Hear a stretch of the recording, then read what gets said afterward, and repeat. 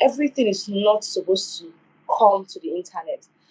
If you have I share stories because now I have a newsletter on LinkedIn and it's called Shine Your Light Letter.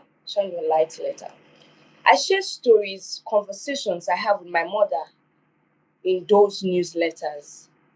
I share stories from conversations I have with my friends as relates to that topic I'm about to share with my audience. Because it's relevant at that point in time and you would get value from those words they said.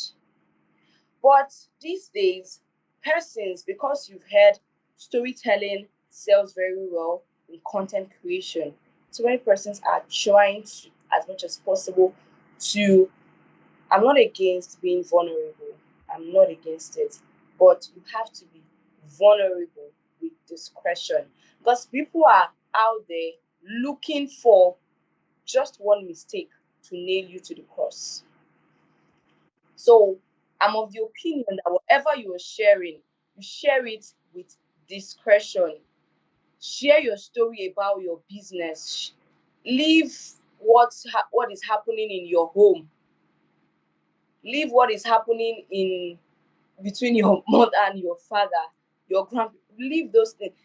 Except those things you are sharing is important, like is relatable, it's something that can inspire the next person. Maybe it's a conversation that you had with your grandmom about something related to the topic you're sharing.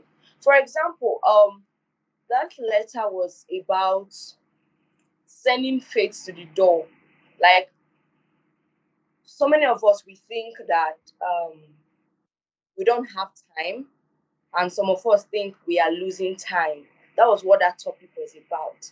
So I was having that conversation with my mom, and she just said, whenever you feel you are losing time, because the devil will always whisper to you, just send faith to the door, reminding him that you are not losing time.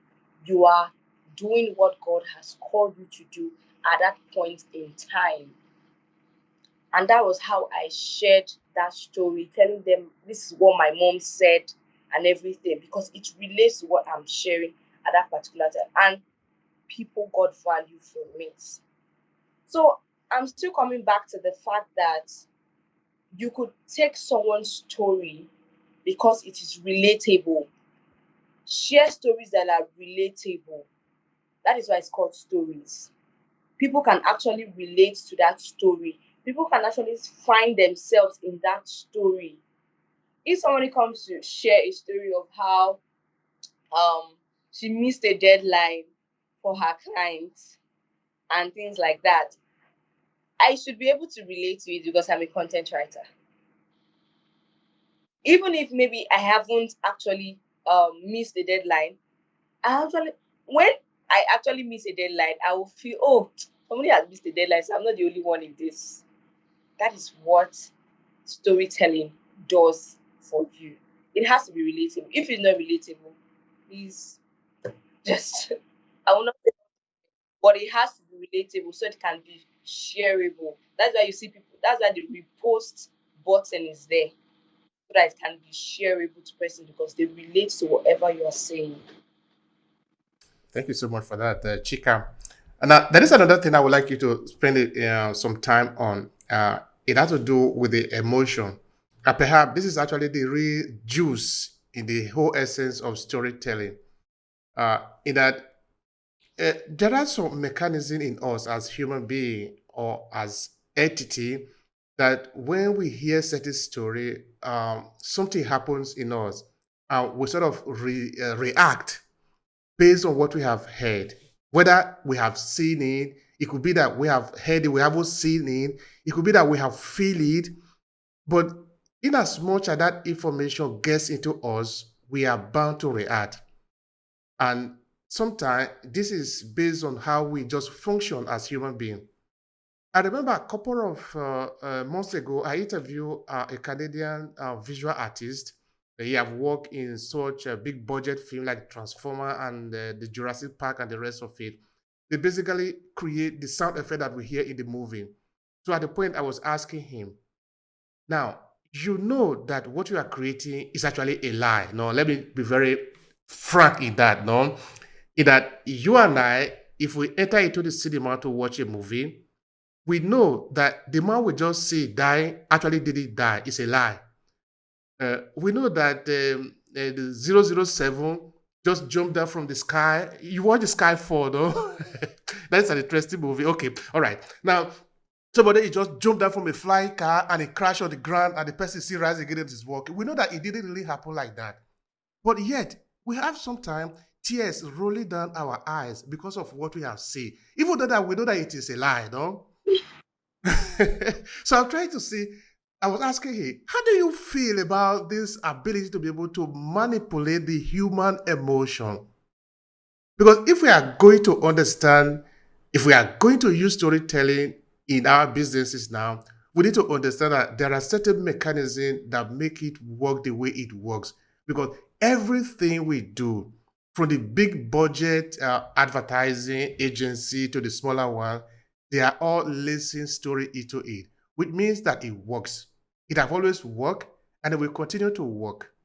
But how are we able to touch the emotion of the people so that even though they know that maybe what you are telling them might not necessarily be exactly what it is, but the way you tell them make them react? I don't know if you want to say anything about that.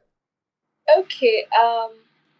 One thing about storytelling is that you have to be in in that mood. If you're in a happy mood, you would write something that is happy, that depicts happiness. If you are sad, if you are in tears, you would write that way. I cannot be happy, maybe so happy, and I'm writing something that is sad or that would make someone shed tears. It doesn't work. Your emotions would actually help you put the words together. If you're sharing maybe a story of hope, you're supposed to be in that space of I'm sharing a story of hope and I want my audience to feel what I'm feeling. You cannot be sharing a story that depicts agony, pain, and you are in a happy mood. You will not be able to explain that scenario very well.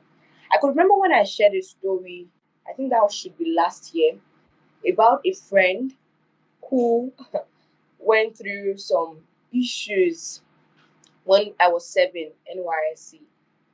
I was trying to depict that what kind of country are we? We went to serve our fatherland and we get to see people come and rob us of the little we have, the land that we are just new there.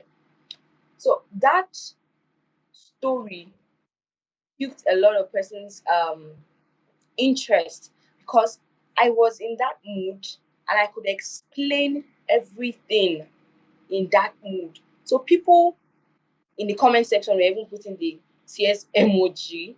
Some persons felt what I was feeling because I was coming from a place of pain. Why?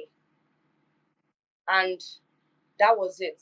So if I'm sharing a story of, oh, I just completed a certification, this, I'm in a happy mood and everybody's going to feel it.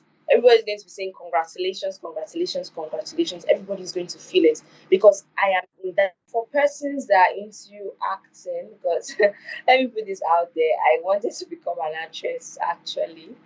I love this acting, theater arts, and all. So, for persons to actually write stories that persons would act, and for persons that would do the acting, they have to be in that mood. You have to be in that mood. You have to feel what you're acting so that it looks real to the people that is watching you. So that was what I was just trying to make sure that I That's interesting. So I'm imagining Chika now as an actress. Yeah, that would be really interesting. Though. What do you think?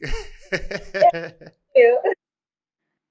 When we write, uh, okay, I discovered this even before I started to write. When I was in school, I used to love poetry a lot. I used to like a poem. I still remember poems like what is it? Sweet and Low, Sweet and Low. Those were a very nice poem we read in the, in the days. It was really very beautiful. It is a kind of lullaby, as it were. No? So, what I discovered then is that when you read certain text, certain words, it sort of transport you into a certain feeling, so that you almost like feel the same thing that the creator of that content felt when he or she was putting it together. This is something I will explore later in my career. And I find it to be a very powerful instrument as a writer or as a content creator, that you as a human being, it relates to what I was saying before, which is the power of emotion in content creation or in storytelling. Because that is how we function as human beings. We relate a lot to certain story, especially when it touches our emotion. And because you know this as a content creator and you lace your story like that, you have high probability of able to get the person you want to connect with you faster or better, because now you know the code to touch, you know what to say and how to say it. Now let me use a real life example. When you go to see a psychologist, okay, let me use another word for psychologist. If you are maybe in Africa, because since most of our audience are within African diaspora or African as it were, and say maybe for example you had a dream, you didn't like the dream that you had or something like that. Now you go to see a soothsayer or something like that. If you are in a traditional setting, a soothsayer is nothing more than a psychologist, no, because you are going to tell this person what you have seen or what you have heard in your dream. And now, what the psychologist or the soothsayer will ask you, or the diviner will ask you, a series of questions like, but did you, what did you do yesterday? What of the day before? What did you drink? Did you eat this before you go to bed?